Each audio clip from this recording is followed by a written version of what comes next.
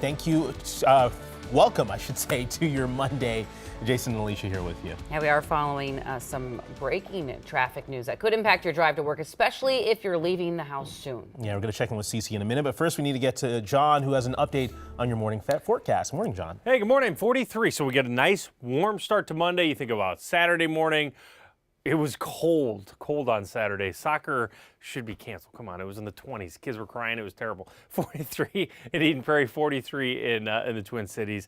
It is starting to warm out west. We got 46 in Marshall, 43 in Moorhead. So temperatures are climbing because we're going to drive up the clouds and the winds. So you can see right now it's pretty quiet in Menominee and Twin Cities. The winds are increasing as you get out to Alexandria and Moorhead. So today, sunshine to start. Here comes the cloud cover, so we'll thicken things up. Notice the winds. They get up to around 18 to 20 miles per hour. There could be a little rain in here. We'll track that in your next forecast. And there's going to be some sunshine. Don't be fooled. It's going to be a nice end to the day. Good day to be out and watch the Twins. Actually going to be a great day at the ballpark after we can clear things out. Cece?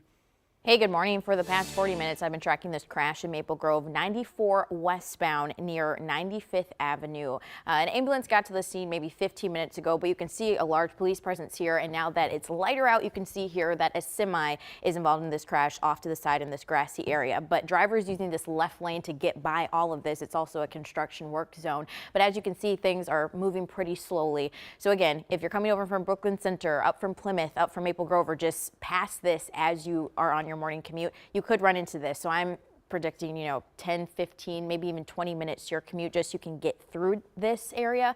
But again, it may be a while before things clear up. Across the rest of the metro, things looking really great. I was tracking a crash near Blaine in the Highway 10 area, but that seems to have cleared here. So nothing else should be slowing you down this morning. But if you're headed out on your morning commute and you notice something, let me know on social media, or if you want to know how roads are looking on your morning route, let me know on social media, #CC's Commute, and I'll give you a personalized route. Alicia? Right, Cece, thanks for that update. Before we get to our top story this morning, we do need to fill you in on some breaking news out of St. Michael this morning. An apparent police chase ends in a crash just a few hours ago, and it was all caught on camera. Take a look here. MnDOT camera showing police chasing a pickup truck near Highway 101 and 53rd Street Northeast just after midnight. Officers then perform a pit maneuver near an exit ramp, and the suspect's vehicle rolls over. The fire department arrives and helps remove someone from the truck. And then minutes later, a LifeLink helicopter lands, taking the patient away from the scene. We do have calls out to the Wright County Sheriff's Office right now. Once we learn more, we'll update you right away. This morning, we're following two high-profile trials starting in a matter of hours. One of them happening right here in Minnesota is in connection to the largest pandemic fraud in the United States. Michelle is at the federal courthouse right now, where the first major trial in the Feeding Our Future case will begin in just a few hours. Michelle. Yeah, Jason, the first major trial in this huge case starts here at 9 a.m. It took almost 2 years since the first charges were announced for us to get right here to this point. Well, this is the largest pandemic fraud in the country overall, with 70 defendants. The first 7 of them will stand trial together for the next month or two. The portion of the case centers around Shakopee, where Abdi Aziz Farah and Mohammed Ismail claimed to serve millions of meals to kids in 2020 and 2021. With the help of others, prosecutors say they stole $30 million in federal funds they were not entitled to.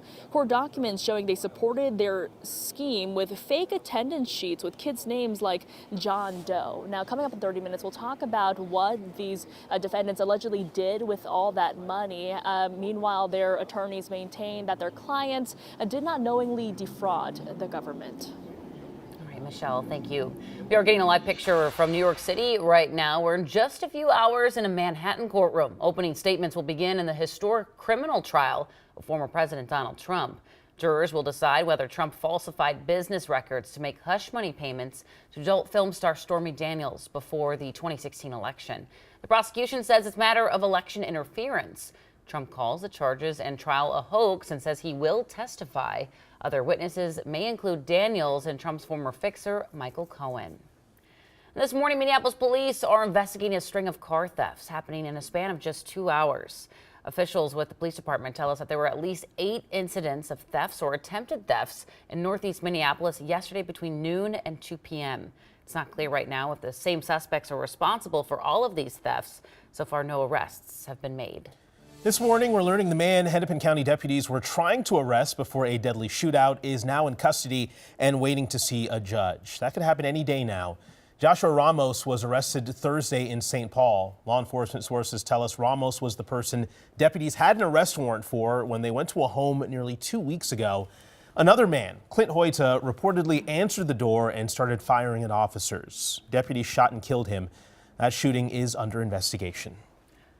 This is video of a heroic rescue on I-94 in St. Paul. It's making national headlines this morning. It happened Thursday evening near Snelling Ave exit as a driver, as you can see, was trapped in that burning vehicle. Several people that were driving past jumped out of their vehicles to help, eventually smashing a window to help pull that driver out. Now, the driver is okay this morning. Coming up in 30 minutes, we're going to hear from the person who captured this rescue on video. But tonight, Vice President Kamala Harris is making another campaign stop in Wisconsin. She'll be holding a campaign event for President Biden in La Crosse. A press release from the White House says she's planning to focus on reproductive rights. This trip marks her third visit to Wisconsin this year and her seventh since being sworn in. A bill expediting the process for cannabis business startups in Minnesota is headed to the Senate. The House approved the legislation last week. It would grant pre-approval to some of those applying for cannabis-related licenses to help them plan for 2025. If the bill becomes law, applications would begin on August 15th. The Office of Cannabis Management would have until October 1st to issue pre-approval.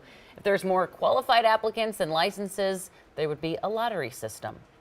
For people to know that they're going to eventually get a license, which will allow those people to take the steps necessary to line up capital, secure real estate, do all of those things, knowing that they will have a license down the road. Allow people to cultivate as soon as possible, because right now the black market is running amok. And the longer we let that happen, the more entrenched it will become.